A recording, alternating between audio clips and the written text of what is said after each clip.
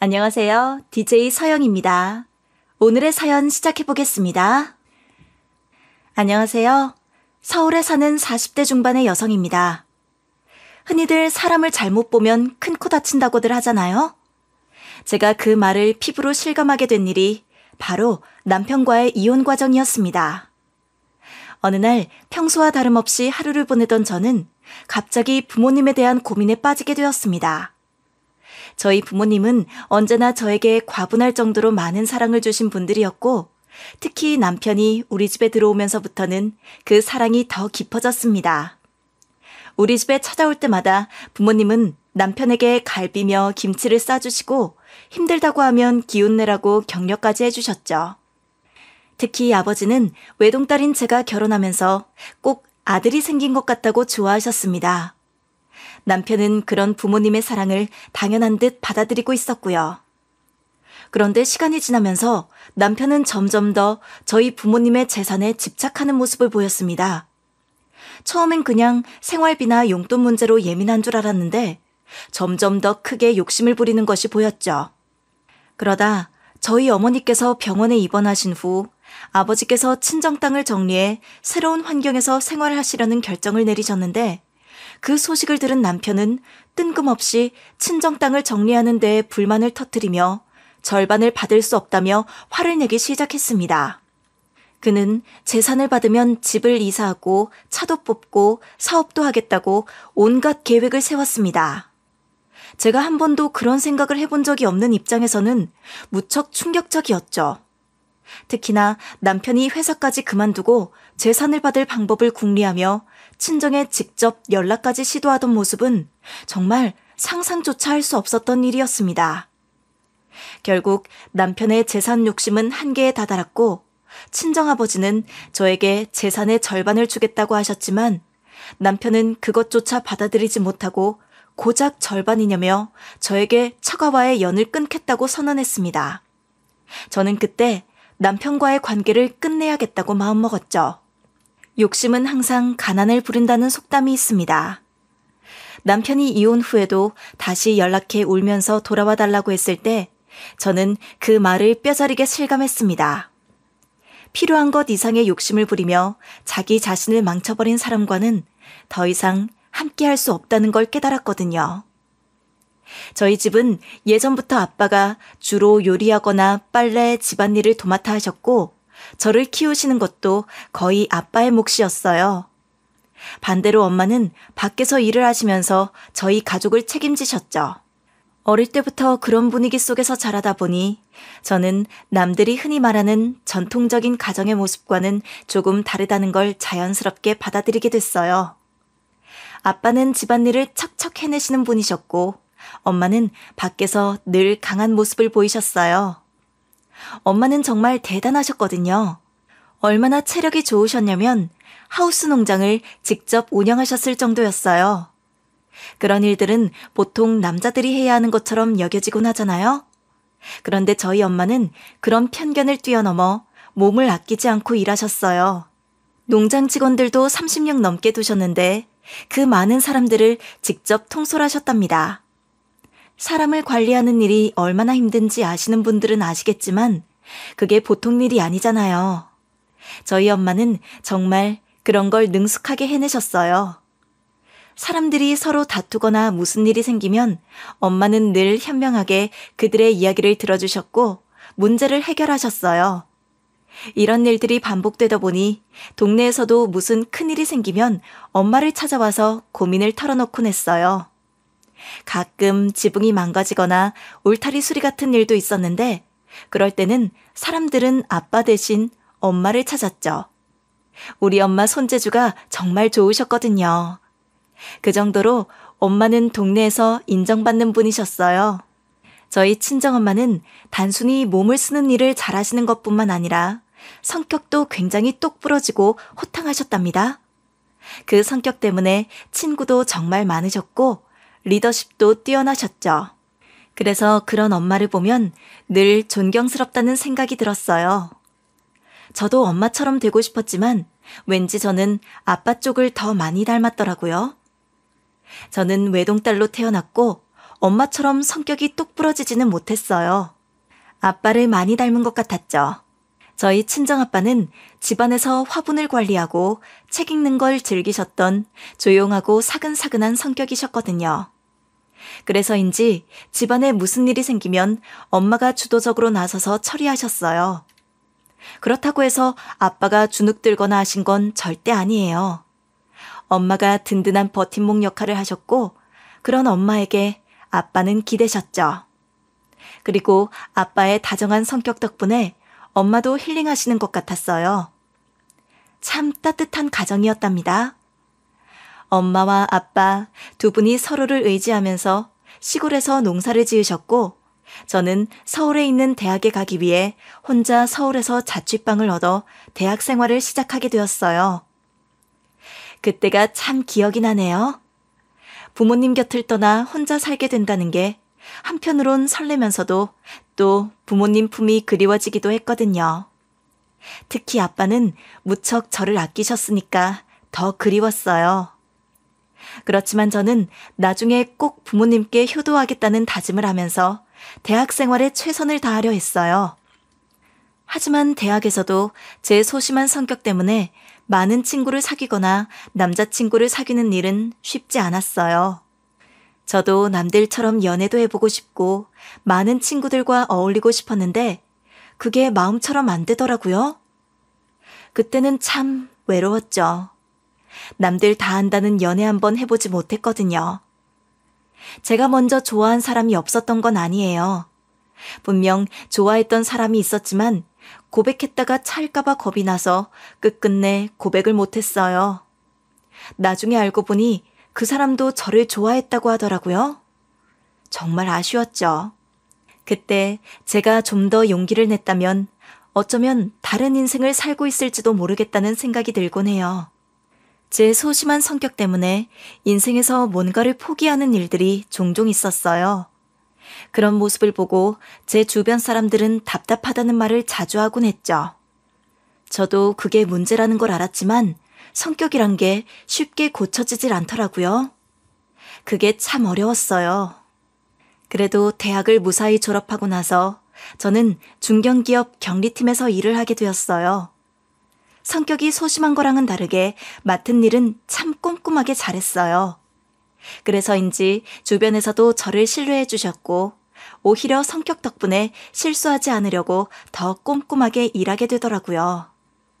그러다 보니 다른 분들도 저에게 믿고 일을 맡겨주시더라고요. 저도 그런 신뢰를 받으니 일에 더 책임감을 가지고 열심히 하게 됐어요. 그리고 지금의 남편은 소개팅을 통해 만나게 되었어요. 그때 남편은 저보다 5살이 많다고 했고 중소기업에서 과장으로 일하고 있다고 했어요. 남편에게는 위로 누나가 1명, 아래로 여동생이 1명 있었죠. 남편은 늘 형제들 간의 싸움 때문에 힘들었다며 외동인 제가 부럽다는 말을 자주 했어요. 저는 형제가 있어 본 적이 없어서 남편의 말이 신기하게 들렸어요.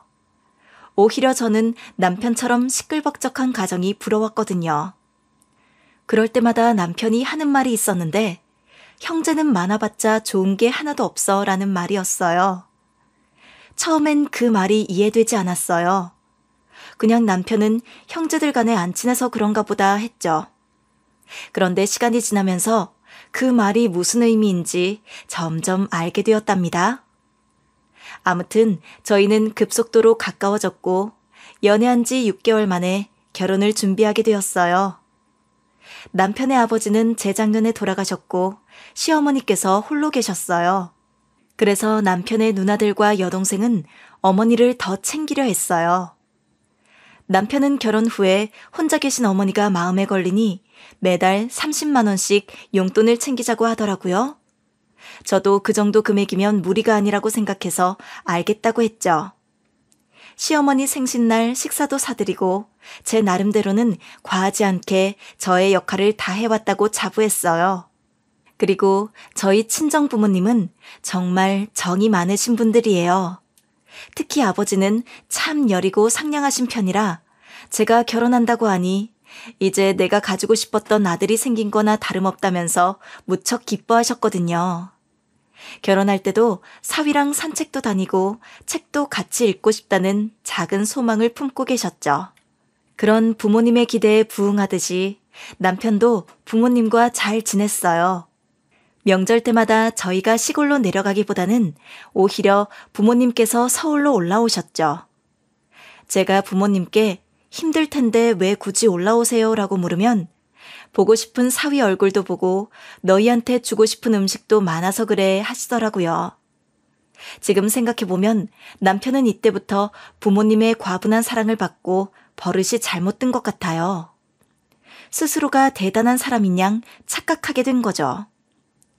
남편은 부모님께서 갈비며 김치를 바리바리 싸우셔서 입에 쏙쏙 넣어주시면 그걸 참 좋다고 받아먹었어요.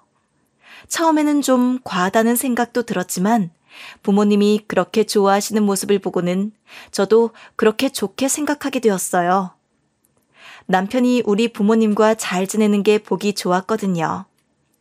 하지만 나중에 알게 된 것은 남편이 부모님의 사랑을 당연하게 여기고 있었다는 거였어요. 명절 때마다 부모님이 시골에서 올라오시길래 제가 남편에게 한번 말했죠. 여보, 이번 추석에는 우리가 시골로 내려가자. 남편은 반색하며 말했어요. 왜? 장인 장모님 바쁘셔? 남편의 반응에 저는 할 말을 잃었어요. 저희 부모님이 올라오시는 게 아주 당연한 일처럼 여기는 것 같았거든요. 아니, 딱히 그런 건 아닌데 매번 부모님이 올라오시는 게 죄송하잖아. 이번엔 우리가 시골에 내려가자. 엄마 아빠 드릴 선물도 사고 말이야. 남편은 대뜸 말했어요. 장인 장모님이 서울 올라오시는 걸 좋아하시는데 우리가 왜 오지 말라고 해. 그리고 선물도 별로 안 좋아하신대. 차라리 그냥 오시라고 해. 결국 저는 남편 없이 아이만 데리고 친정 시골에 가게 됐어요. 엄마 아빠는 처음엔 당연히 사위는 왜 안 데리고 왔냐고 하셨죠. 근데 금방 잊으셨는지 저와 손주를 보면서 기분 좋게 지내셨어요. 제가 친정에서 이것저것 음식을 바리바리 싸들고 서울로 다시 올라왔는데 집에 도착하니 남편이 실실 웃으면서 말하는 거예요. 장인 장모님이 나 안 보고 싶어 하시나 봐. 안 물어보셔? 저는 남편이 진심으로 하는 말인지 장난으로 하는 말인지 헷갈렸지만 그냥 무시했어요. 그때는 너무 피곤해서 더 대꾸할 힘도 없었거든요. 그런데 언젠가부터 남편이 돈에 점점 더 집착하는 모습을 보이기 시작했어요. 그때 저희 아들은 초등학생이 되어가고 있었고 저는 남편이 아이 교육 때문인가 보다 싶어서 그냥 그러려니 했죠. 교육비 걱정은 당연한 거니까요. 하지만 시간이 지나면서 그게 단순히 아이 교육 때문이 아니라는 걸 알게 됐어요. 남편은 그 이상을 바라고 있었던 거죠. 사실 저희 가정은 경제적으로 크게 부족함이 없었어요. 남편 월급에 제 월급까지 합치면 적지 않게 벌고 있었거든요. 그 정도면 나중에 아이 대학 자금 정도는 충분히 모을 수 있을 거라 생각했죠. 그런데 남편은 더 큰 돈을 원하고 있었어요. 정말 큰 돈을 말이죠. 남편은 중소기업에 다니고 있었지만 저는 중견기업에 다니고 있었고 남편은 시댁에 갈 때마다 그런 가족들 앞에서 자격지심을 느꼈던 것 같아요. 자기도 모르게 위축되고 불안해하는 모습을 종종 보였어요. 틈만 나면 중소기업 월급을 인터넷으로 검색하며 나중에 자기가 얼마까지 벌 수 있을지를 확인하고는 한숨을 쉬곤 했어요. 그게 뭐가 중요해. 당신이 지금 최선을 다해 노력하고 있잖아. 언제 어디서 기회가 올지 몰라. 우리 같이 열심히 살다 보면 분명 잘 될 거야. 하지만 남편은 제 말을 듣지 않았어요. 오히려 저를 쳐다보며 한마디 하더라고요. 너도 중견기업 다니면서 나보다 더 많이 벌고 있잖아. 그럼 나보다 잘난 거지, 아니야? 넌 날 무시하는 거 아니야? 저는 그 말을 듣고 너무 당황스러웠어요. 제가 언제 남편을 무시한 적이 있었나요? 단지 남편을 위로해 주려고 했던 말이었는데 남편은 그걸 대놓고 저를 무시한다고 받아들인 거였어요. 원래 남편은 시댁에 가면 자꾸 눈치를 보는 편이었어요. 그런데 이제는 그 자격지심이 점점 더 커져가는 것 같았어요. 그러던 어느 날 시골에 계신 저희 친정엄마가 밭일을 하시다가 허리를 크게 다치셨어요. 허리가 심하게 부러져서 급하게 큰 대학병원으로 이송되었고 결국 수술을 받으셔야 했어요. 저도 당연히 연차를 내고 수술 날짜에 맞춰 병원에 갔죠. 수술 전에 엄마가 환자복을 입고 수술실로 들어가시는 모습을 보면서 아빠가 굉장히 충격을 받으신 것 같았어요. 나중에 아빠가 저한테 얘기하시기를 항상 건강하고 활기찬 엄마가 그렇게 환자복을 입고 수술실로 들어가는 모습을 보니 나중에 정말 죽음이 찾아오는 순간을 보는 것 같다고 말씀하시더라고요. 아빠가 그런 말씀을 하시니 저도 마음이 무거워졌어요. 두 분 다 연세가 있으시니 그런 걱정을 하시는 게 당연하다는 생각도 들었고요. 저희 엄마는 정말 건강한 체질이셨어요. 그동안 크게 아프신 적도 거의 없었거든요. 그래서 이번 사고가 더 충격적이었어요. 다행히 수술은 성공적으로 끝났고 엄마가 퇴원하시자마자 아빠는 큰 결심을 하신 것 같았어요. 가지고 계시던 땅을 싹 정리하셨고 엄마에게 제일 좋은 차를 사들이셨어요. 그리고 집도 새로 얻으시겠다고 하셨죠. 아빠는 뭔가 큰 변화를 주어야 한다고 생각하신 것 같았어요. 저도 엄마가 새로운 환경에서 더 건강하게 지내실 수 있다면 그게 좋겠다고 생각했어요. 워낙에 엄마가 무리하시면서 사셨으니까요. 그때 저는 별 생각 없이 남편에게 지나가는 말로 이렇게 말했어요. 우리 엄마 입원하셨던 거 기억해? 퇴원하시고 나서 아빠가 좀 충격받으셨는지 땅 정리하고 차도 새로 뽑으셨대. 남편은 처음엔 별다른 반응이 없었어요. 그냥 그래 하고 말더라고요. 그런데 며칠 후 남편이 갑자기 친정 시골에 가겠다는 거예요. 뭐? 당신은 그런 중요한 일을 나한테 한마디도 없이 있다가 이제 와서 갑자기 말하면 어떡하자는 거야? 저는 어이가 없어서 대꾸했죠. 내가 우리 친정 부모님 일을 당신한테 왜 일일이 보고해야 해? 그리고 엄마 입원하셨을 때 얘기했잖아. 당신도 별 반응 없었으면서. 그랬더니 남편은 더 화를 내며 말하더라고요. 그건 그거고 이건 이거지. 내가 그때는 그냥 아프셨다가 퇴원하셨겠지 했지. 근데 땅을 정리하셨다는 건 얘기가 다르잖아. 당신이 받을 땅을 이제 정리가 끝났다는 거잖아. 이럴 땐 우리가 시골에 같이 내려가야 하는 거 아니야? 저는 정말 어이가 없었어요. 땅 정리하는데 왜 당신이 가냐며 물었죠. 그랬더니 남편은 진지하게 말하더라고요. 집안일이 이렇게 풍비박산 나고 있는데 내가 안 가면 어떻게 되겠어? 당신은 정신이 없어도 너무 없는 거 아니야? 저는 그 말을 듣고 깜짝 놀랐어요. 남편이 지금껏 우리 부모님 재산에 대해 저런 생각을 하고 있었다는 걸 전혀 몰랐거든요. 알고 보니 남편은 동네 사람들한테 저희 부모님이 가지고 계시던 땅을 전부 팔면 15억 원 정도가 생긴다는 소문을 들었더라고요. 그날부터 남편은 이사갈 집을 알아보고 새 차를 알아보기 시작했어요. 제가 남편에게 뭐 하냐고 그냥 우리끼리 월급 모아서 차 사고 집 사면 되는 거 아니냐고 물었더니 남편은 황당하다는 듯이 말했어요.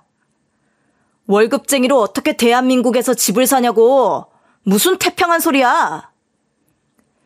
그 말을 듣고 저는 정말 무서워졌어요. 남편은 제가 알던 그 사람이 아니었어요. 남편은 회사를 그만두고 재산을 받을 계획에만 몰두하기 시작했어요. 그 돈으로 어디로 이사를 갈지 무슨 사업을 할지 생각하는 것 같았어요. 저는 제발 그만하라고 했죠.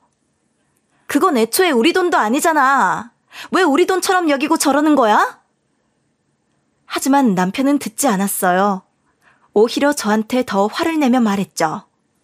당신이 친정 부모님께 상속받을 돈을 받을 수 있도록 노력하라고! 저는 그럴 생각 없다고 당신이 알아서 하라고 했어요. 남편은 제 말을 무시했고 그 후로 매일 친정에 연락했어 하고 물었지만 저는 대답하지 않았어요. 남편과의 관계는 점점 더 악화되었죠. 사실 저는 친구도 별로 없고 회사와 집만 오가며 생활하던 사람이었어요. 회사 일이 끝나면 집에 와서 남편과 아이와 함께 저녁을 먹곤 했어요. 그런데 어느 날 야근을 하고 늦게 집에 들어가니 남편이 없고 아이만 덩그러니 있더라고요. 아빠는 어디 갔어? 왜 밥은 아빠가 안 차려줬어? 아이는 울면서 말했어요. 아빠가 요새 회사 안 나가는 것 같아. 나한테도 잘 안 봐. 그 말을 듣고 저는 너무 어이가 없었어요. 그날 혼자 아이를 챙기고 잠들었는데 남편은 밤이 깊도록 돌아오지 않았어요. 결국 남편은 그날 외박을 했고 저는 너무 화가 나서 남편에게 전화를 했지만 받지 않았어요. 문자를 보냈는데도 답이 없었고요. 남편은 결국 회사를 그만뒀던 거예요. 주말이 되어도 남편은 집에 돌아오지 않았고 저는 월요일 새벽이 되어서야 남편을 볼 수 있었어요. 도대체 무슨 일이야? 왜 이렇게 늦게 들어와? 어디서 뭘 하고 다닌 거냐고? 그랬더니 남편이 기가 막힌 소리를 했어요. 당신이 돈 나올 구석이 있는데도 움직이지 않으니까 내가 이렇게 힘들게 돌아다니는 거 아니야?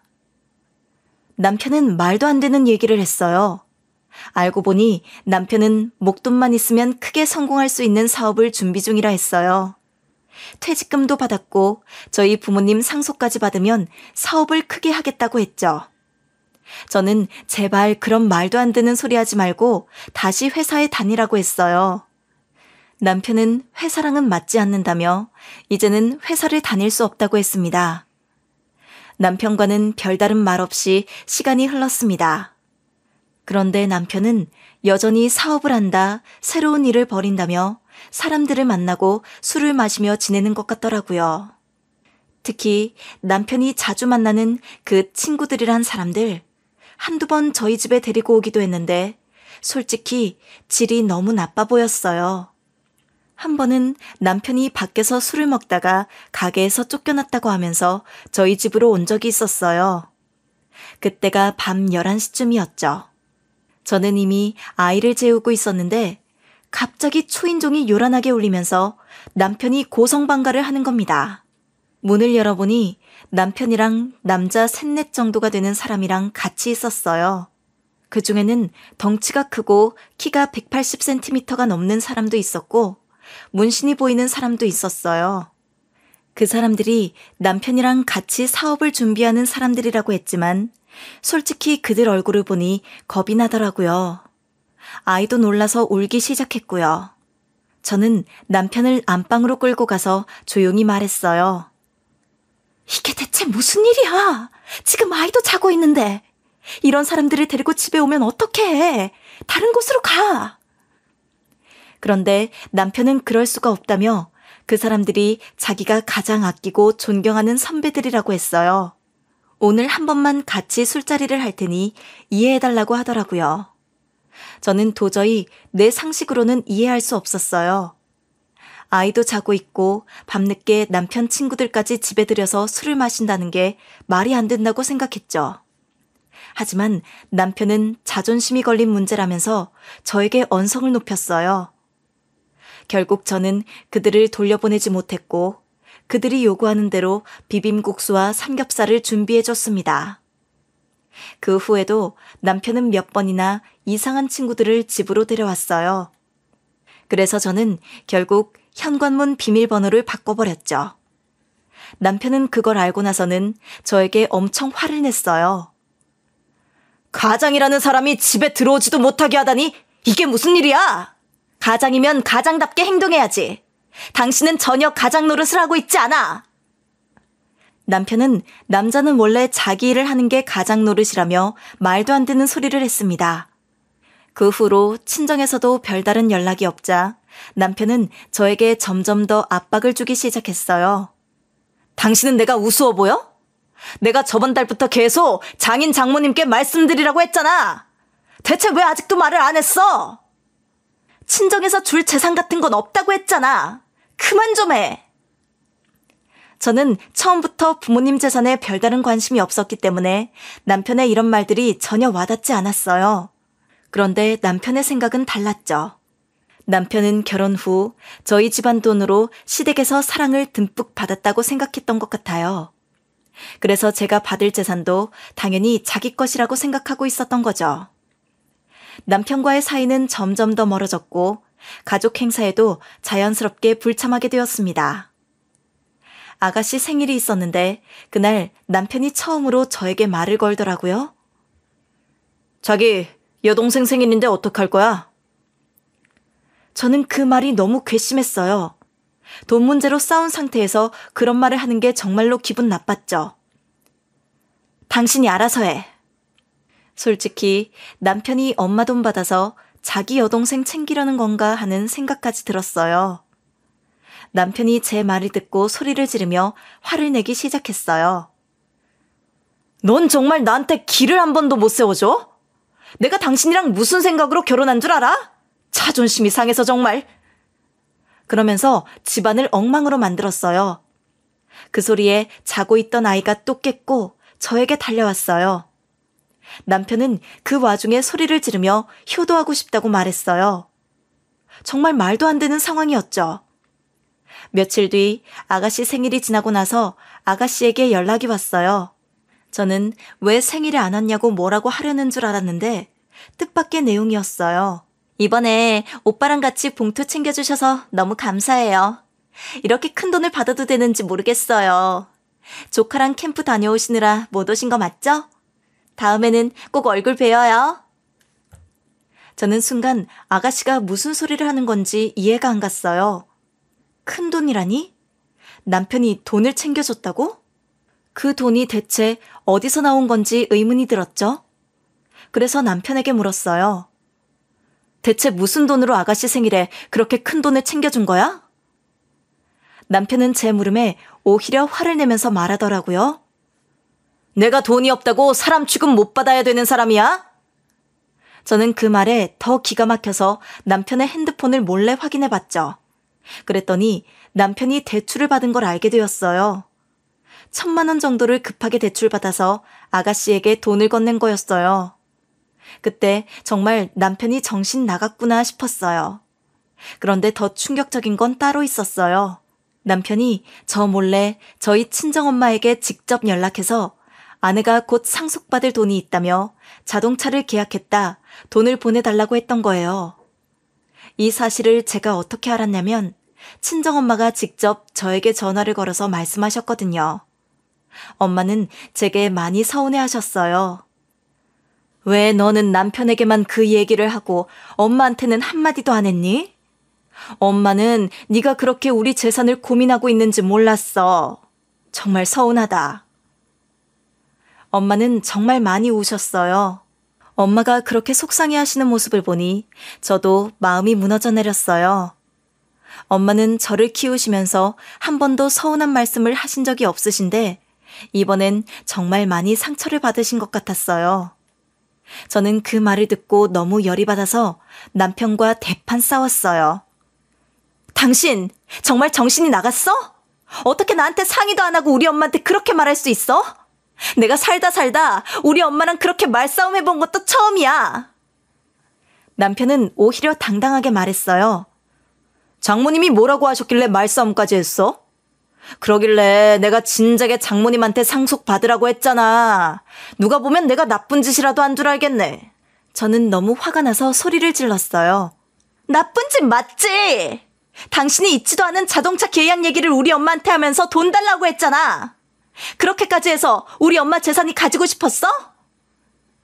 남편은 갑자기 가방에서 서류를 꺼내더니 저한테 보여줬어요. 그걸 보니 정말로 외제차 계약서를 들고 있더라고요. 저는 어이가 없어서 그걸 보고 빽 소리를 질렀어요. 우리가 무슨 돈이 있다고 갑자기 외제차를 사? 당신 정말 미쳤어? 아무리 재산을 받고 싶다고 해도 이건 아니지. 하지만 남편은 저를 쳐다보며 그저 웃었어요. 지금은 네가 나한테 화를 내겠지만 나중에 가면 나한테 고마워할걸? 이렇게라도 돈을 받아서 정말 다행이었다고. 저는 정말 남편과 대화가 통하지 않는다고 느꼈어요. 당장 다음 날까지 자동차 계약 해지하고 오라고 했지만 남편은 들은 척도 하지 않았어요. 결국 우리는 또다시 냉전 상태로 돌아갔습니다. 저는 더 이상 이 사람과 같은 길을 걸을 수 없겠다는 확신이 들었어요. 남편의 생각은 이미 제가 알던 사람이 아니었고 저희 가정은 점점 더 무너져가고 있었죠. 그 후로 저는 변호사를 찾아 이혼 절차를 밟기 시작했습니다. 그런데 다음 날 남편에게 자동차 계약 해지가 어떻게 됐는지 궁금해서 전화를 걸었는데 전화는 남편이 아니라 시어머니가 받으셨어요. 이거 아범 전화 아니에요? 나다 얘. 내가 듣기로는 우리 애가 자동차를 한 대 뽑았다며? 그것도 외제차로 말이다. 아, 네 어머님. 안 그래도 상의 없이 계약한 거라서 제가 계약 해지하라고 했어요.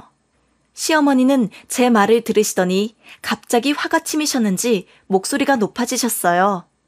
우리 아들이 대체 뭘 잘못했다고? 인생 살면서 처음으로 외제차 한 번 뽑았는데 그걸 너 때문에 취소해야 하냐? 난 당최 이해가 안 간다. 그냥 계약 그대로 해라. 우리 아들이 내 차도 뽑아준다고 하니 너도 그런 줄 알아라. 그 말을 끝으로 시어머니는 전화를 끊으셨어요. 저는 순간 너무 황당했어요. 상황이 정말 이상하게 돌아가고 있다고 생각했습니다. 저희 엄마는 남편 때문에 이미 상처를 받으셨고 이번에는 시어머니까지 저에게 화를 내시니 말이죠. 그때부터 엄마는 제가 얼마나 돈이 급했으면 부모님께 그렇게 부탁을 했을까 하는 생각에 밤마다 걱정을 하셨다고 하셨어요. 엄마는 심지어 밤에 자다가도 벌떡 일어나서 엉엉 우셨다고 해요. 그 모습을 본 아빠는 상심이 컸다고 하셨고요. 엄마가 병원에 입원하셔서 고생한 뒤에 저희를 돕고자 땅을 파신 건데 사위가 이렇게 나오니 엄마는 머리가 너무 아프셨을 거예요. 이 상황을 해결하려면 저에게 돈을 주고 남편을 진정시키는 수밖에 없다고 생각하셨던 것 같아요.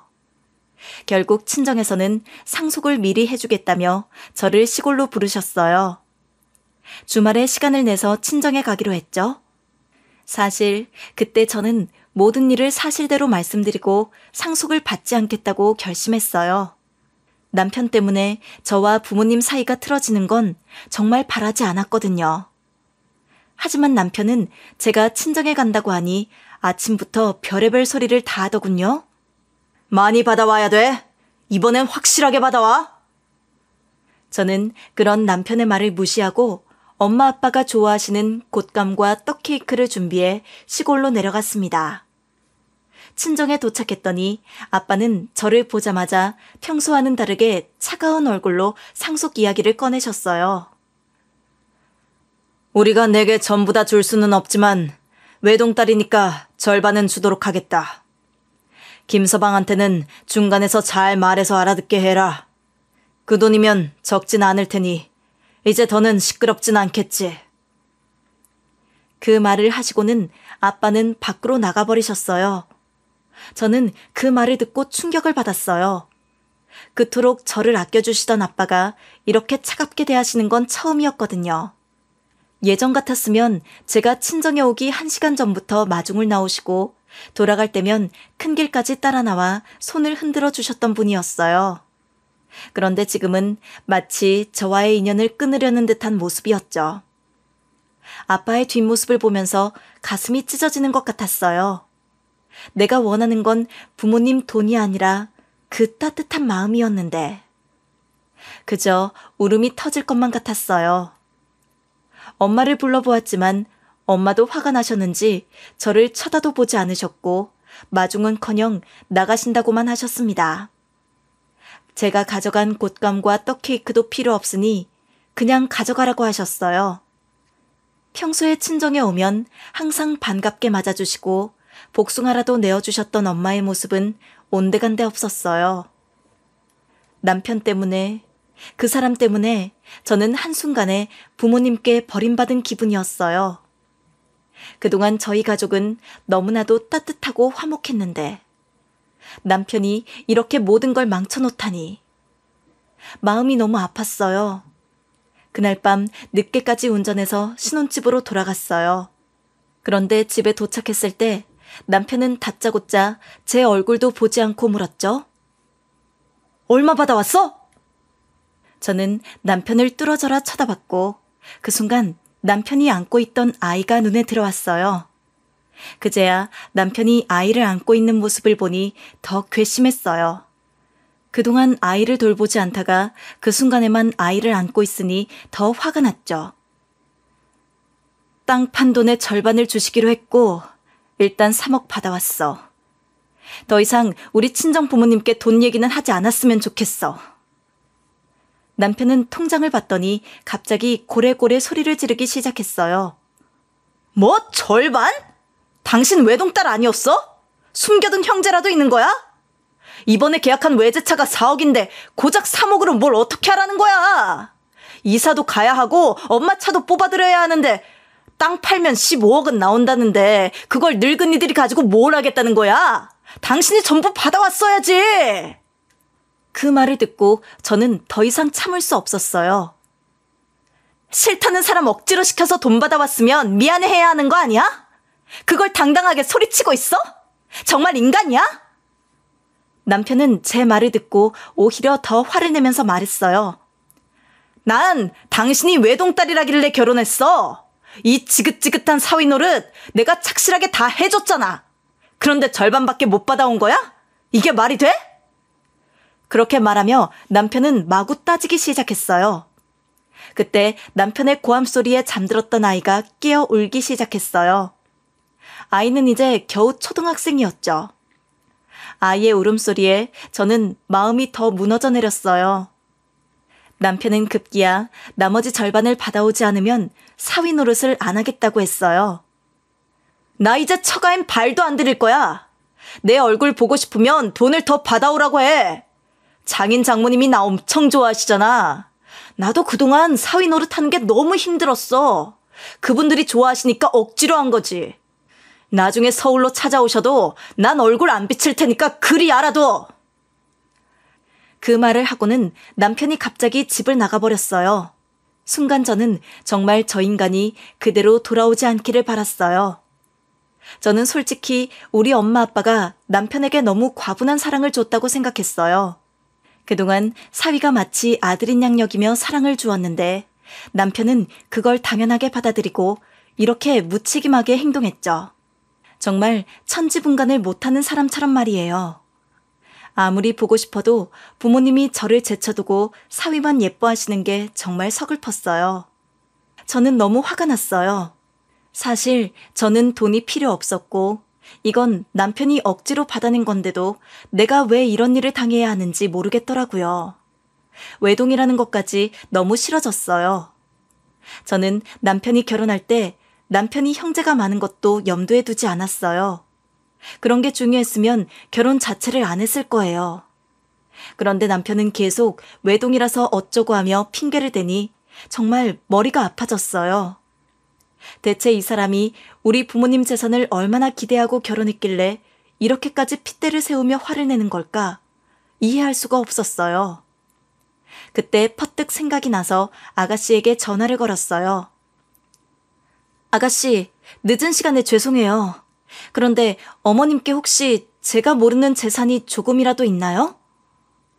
아가씨는 순간 당황한 듯 하더니 재산 같은 건 없다고 했어요. 제가 다 알고 있으니 거짓말하지 말라고 하니 오히려 큰 소리로 말하더군요. 아니 그거 어차피 저희 큰언니가 다 받을 건데 갑자기 무슨 상관이에요? 그리고 우리 오빠 하도 무능력해서 중소기업 다니는 거잖아요. 엄마한테 효도한 것도 없는데 별 기대하지 마세요. 우리 오빠가 엄마한테 한 것보다 더 효도했을 거려? 그럼 정말 재산이 있긴 한가 보네요.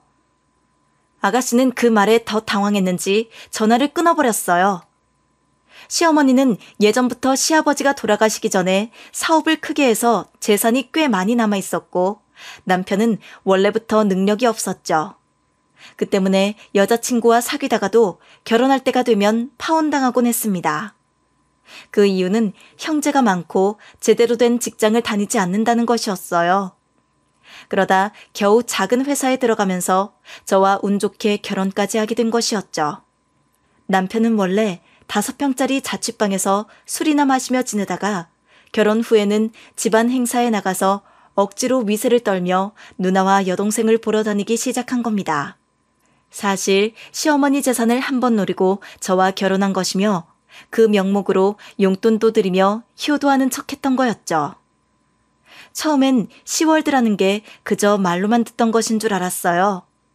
하지만 겪어보니 해도 해도 너무하다는 생각이 들었죠. 시어머니뿐 아니라 형님과 아가씨도 틈만 나면 저에게 전화를 해서 요구를 하곤 했어요. 모든 것을 알게 된 저는 친정집에서 돌아온 다음 날 남편을 불러내기로 결심했습니다. 남편은 제가 나머지 돈을 받아온 것이라며 기뻐했어요. 역시 외동딸이니까 네가 말만 하면 다 들어주시지 않냐? 그렇게 웃으면서 순순히 약속 장소로 나왔습니다. 저는 남편을 데리고 법원으로 갔어요. 남편은 왜 법원에 왔냐며 깜짝 놀라 묻더군요. 우리가 여기 온 이유가 뭔지 너도 알 거야. 이제 그만 끝내자. 이혼하자. 여기서 모든 걸 정리하자. 그 말을 들은 남편은 순간 당황했지만 곧 화를 내며 이혼은 절대 못한다고 소리쳤습니다. 그럼 알았어. 널 만나고 싶어하는 사람이 있어. 남편은 돈을 받아오기 전까지는 처가 쪽 사람들은 절대 만나지 않겠다고 했지만 저는 웃으며 그건 걱정 마. 처가 쪽 사람은 아니니까 라고 말했어요. 그러면서 어디론가 전화를 걸었죠. 잠시 후 정장을 입은 남자가 나타났고 남편은 깜짝 놀라며 묻더군요. 뭐야 이 남자? 설마 새 남자가 생긴 거야? 아니, 그 사람은 내 변호사야. 그 말을 듣자 남편의 얼굴이 하얗게 질렸어요. 변호사는 이혼 절차와 서류를 설명하기 시작했지만 남편은 전혀 듣지 않았어요. 서류를 내팽개치고 소리쳤죠. 대체 뭐가 그렇게 마음에 안 든 거야? 그럴 거면 내가 돈 달라고 했을 때 줬으면 이렇게 되지도 않았잖아. 그 말을 듣고 저는 정말 분노가 치밀어 올랐어요. 난 결혼 생활하는 동안 아내로서 며느리로서 할 만큼 다 했어. 더는 못해. 이제 내 인생을 살고 싶어. 당신과 사는 건 지긋지긋해. 남편은 제게 미안하다며 빌기 시작했지만 저는 그 말을 믿지 않았어요. 이런 상황에서도 당신이 진심으로 잘못을 뉘우치지 않는 걸 보니 우리가 정말 끝내야 할 때가 된 것 같아. 이제 끝내자. 그렇게 우리는 이혼 소송 절차에 들어갔습니다. 남편은 끝까지 사죄하는 척했지만 결국엔 돈에만 집착하는 그의 본심을 끝까지 보게 되었죠. 이 모든 일은 이제 끝이 나고 있었어요. 남편은 정이 떨어지면 얼마나 무서운지 모르는 듯했습니다. 결국 그날로 남편과 이혼을 했고 아빠가 주신 통장도 고스란히 돌려드렸습니다. 전 남편은 이후 시댁으로 돌아갔지만 전 형님과 전 아가씨에게는 못난 오빠, 못난 동생 취급을 받았고 전 시어머니에게는 재혼하기 전에는 다신 돌아오지 말라며 쫓겨났다고 하더군요. 애초에 그 집에서도 내놓은 자식이었나 봅니다.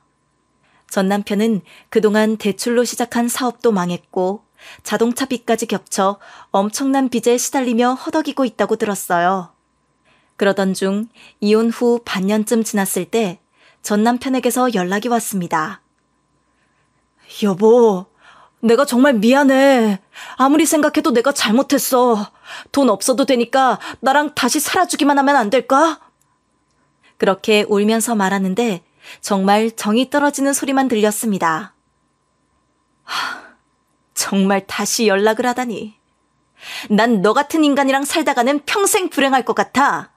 더는 연락하지 마. 그 말을 끝으로 저는 전 남편을 차단해버렸습니다. 지금은 사랑하는 아들과 서울에서 잘 살고 있어요. 남편 때문에 부모님께 못난 모습을 보인 것도 사과드렸고 부모님과도 다시 원만하게 지내고 있습니다. 다음 달에는 부모님과 아들과 함께 해외여행도 가기로 했습니다. 이번 일을 통해 저는 인생에서 필요 없는 사람을 걸러내는 법을 배웠습니다. 자기 주제를 모르는 허황된 욕심을 부리는 사람은 더 이상 제 인생에 없을 겁니다. 이제는 정말로 소중한 사람들과 함께 행복하게 살려고 합니다. 제 이야기를 들어주셔서 감사합니다. 청취자 여러분 모두 건강하시고 오늘 하루도 행복하시길 바랍니다. 감사합니다.